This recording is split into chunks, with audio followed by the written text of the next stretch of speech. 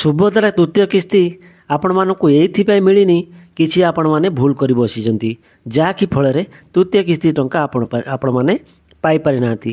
ତ କ'ଣ ଭୁଲ କରିଛନ୍ତି ଏବେ ସେଇଟାକୁ ଠିକ୍ କରିନିଅନ୍ତୁ, ତାହେଲେ ଯେଉଁ ଚତୁର୍ଥ କିସ୍ତି ମିଳିବ ତାହେଲେ ସେଥିରେ ଆପଣମାନେ ପାଇଯିବେ।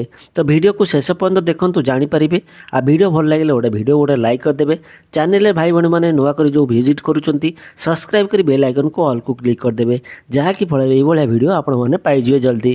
ଆପଣଙ୍କ ସାଙ୍ଗସାଥି ପରିବାର ବର୍ଗଙ୍କୁ ସେୟାର କରିଦିଅନ୍ତୁ, ଯାହାକି ଫଳରେ ଯେଉଁମାନେ ପାଇନାହାନ୍ତି ସୁଭଦ୍ରା କିସ୍ତି ସେମାନେ ବି ପାଇଯିବେ। ଦେଖିବା ସରକାର ଦେଇଥିବା ଅପଡ଼େଟ୍।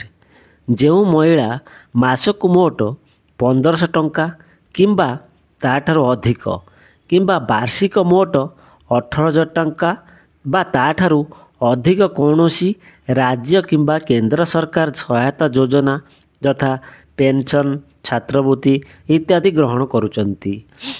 ଖରେ ଯଦି ଜଣେ ମହିଳା ନିଜେ କିମ୍ବା ତାଙ୍କ କୌଣସି ପରିବାରର ସଦସ୍ୟ ବର୍ତ୍ତମାନର କିମ୍ବା ପୂର୍ବତନ ସାଂସଦ କିମ୍ବା ବିଧାନସଭା ସଦସ୍ୟ ହୋଇଥିବ। ଖରେ କ'ଣ ଦେଇଛି? ବର୍ତ୍ତମାନର କିମ୍ବା ପୂର୍ବତନ ସାଂସଦ କିମ୍ବା ବିଧାନସଭା ସଦସ୍ୟ ହୋଇଥିବ। ଯଦି ବା କୌଣସି ମହିଳା ତାଙ୍କର ପୂର୍ବତନ ସାଂସଦ ଥିବ କିମ୍ବା ବିଧାନସଭାରେ କୌଣସି କିଏ ବି ସଦସ୍ୟ ହୋଇଥିବେ, ତାହେଲେ ସୁଭଦ୍ରା ଟଙ୍କା ପାଇପାରିବେ ନାହିଁ। ଆୟକର ଦେଉଥିବେ, ଯଦି ସରକାରକୁ ଆୟକର ଦେଉଥିବେ ତାହେଲେ ବି ଆପଣମାନେ କଟିଯିବେ, ଆଉ ସୁଭଦ୍ରା କୌଣସି ଦିନ ବି ମିଳିବନି ଆପଣମାନଙ୍କୁ। ଯେକୌଣସି ସହରାଞ୍ଚଳ ସ୍ୱାୟତ୍ତ ଶାସନ ସଂସ୍ଥା ବା ଉର୍ବାନ ଲୋକାଲ ବଡ଼ି କିମ୍ବା ପଞ୍ଚାୟତ ରାଜ ଅନୁଷ୍ଠାନରେ ନିର୍ବାଚନ ଜନପ୍ରତିନିଧି ହୋଇଥିବେ କେବଳ ୱାର୍ଡ଼ ମେମ୍ବର, ସ୍ଥାନୀୟ ପରିଷଦ କାଉନସିଲରକୁ ସଦସ୍ୟ ବ୍ୟତୀତ। ଏ ଯେଉଁ ଦେଇଦେଇଛି, ଯିଏ ୱାର୍ଡ଼ ମେମ୍ବର ହେଇଥିବ, କାଉନସିଲର ହେଇଥିବ ସଦସ୍ୟ, ତାଙ୍କ ବ୍ୟତୀତ ଅନ୍ୟମାନେ ଯିଏ ରହିଲେ ସେମାନଙ୍କୁ କୌଣସି ପ୍ରକାରରେ ମିଳିବନି ଆମର ସୁଭଦ୍ରା ଟଙ୍କା। ବୁଝିପାରିଲେ?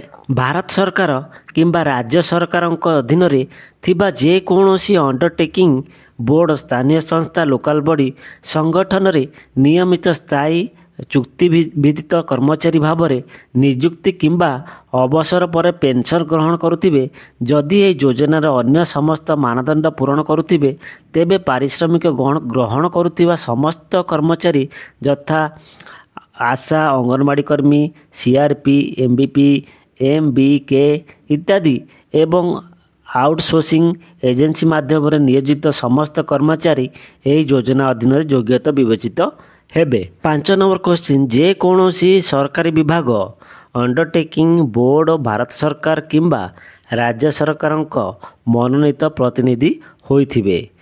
ଯେକୌଣସି ଆପଣଙ୍କର ସରକାରୀ ବିଭାଗରେ ଚାକିରି କରିଥିବେ, ଅଣ୍ଡରଟେକିଂ ହେଇଥିବେ, ବୋର୍ଡ଼ ତରଫରୁ ଚାକିରି କରିଥିବେ, ଭାରତ ସରକାର କିମ୍ବା ରାଜ୍ୟ ସରକାରଙ୍କ ମନୋନୀତ ପ୍ରତିନିଧି ହୋଇଥିବେ, ସେଥିପାଇଁ ଆପଣମାନେ ବି କଟିଯାଇଥିବେ।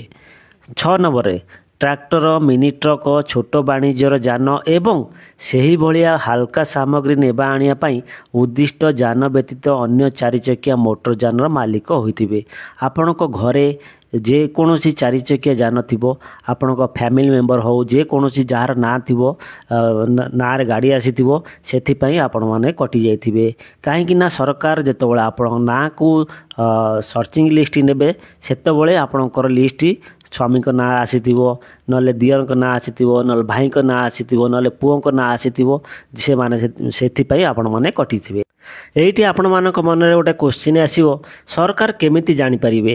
ସରକାର ଏଇଥିପାଇଁ ଜାଣିପାରିବେ, ଯେହେତୁ ପଇସା ଦେଉଛନ୍ତି, ସେ ଆପଣଙ୍କର ନାଁକୁ ଯେଉଁ ଲିଷ୍ଟକୁ ପୁରା ଯେତେବେଳେ ସର୍ଚ୍ଚରେ ଆଣିବେ ବା ଯେଉଁ ଡକୁମେଣ୍ଟ ଚେକ୍ କରିବେ, ଡକୁମେଣ୍ଟରେ ଚେକ୍ କଲା ପରେ ଆପଣଙ୍କର ଯେମିତି ଆମର ଯେମିତି ଡ୍ରାଇଭିଂ ଲାଇସେନ୍ସ ଯେମିତି ଚେକିଂ ହୁଏ, ଗାଡ଼ିର କାଗଜପତ୍ର ଯେମିତି ଚେକିଂ ହୁଏ, ଇଏ ସେମିତି ଚେକିଂ ହେବ।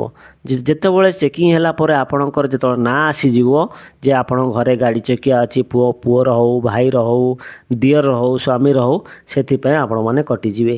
ଏଇ 6ଟା ଯେଉଁ ଆପଣଙ୍କୁ କ୍ୱେଶ୍ଚିନ୍ କଲି, ଏ 6ଟାରୁ ଆପଣଙ୍କର ଯେକୌଣସି ଜିନିଷ ଥିବ ତ ସେଥିପାଇଁ ଆପଣମାନେ କଟିଥିବେ।